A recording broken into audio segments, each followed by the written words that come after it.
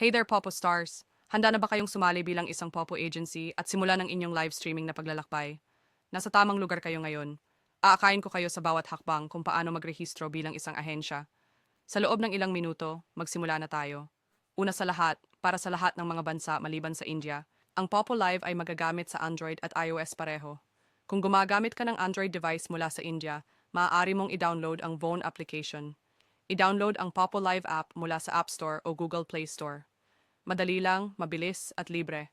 Kapag na-install na ang app, magrehistro at mag-sign gamit ang iyong nais na option, Google, Facebook o email, nasa iyo ang desisyon. Munturin ngayon ang profile at kopyahin ang iyong Popo ID.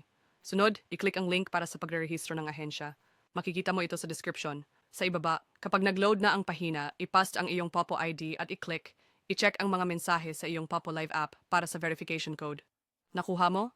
Mahusay. Ipasok ang code sa registration form at pindutin ang ipasa. Ngayon, maghintay lang ng 10 hanggang 15 minuto habang nire-review namin ang iyong aplikasyon. Mabilis ang pag-aproba kung nagtatrabaho ka sa ilalim ng ibang ahensya bilang host. Pagkatapos kailangan mong umalis sa iyong kasalukuyang ahensya upang magparehistro sa amin bilang ahente. Sundin ang proseso para umalis sa iyong ahensya. Pumunta sa option na aking ahensya sa iyong profile at magpadala ng kahilingan na umalis sa ahensya. Kapag tinanggap na ng iyong ahensya ang kahilingan, saka ka lang makakapagrehistro sa amin bilang ahensya ng Popo. Kapag naging ahente ka na, madali mong maidagdag at mapamahalaan ang iyong mga host at sub-agent sa ilalim ng option ng ahente. Sa iyong profile, tingnan ang mga option na aking ahensya at aking host para sa karagdagang detalye. Kung lumikha ka ng ahensya gamit ang aming link upang kumonekta sa amin sa WhatsApp, tutulungan ka ng aming koponan na maunawaan ang buong proseso at higit pang tumulong.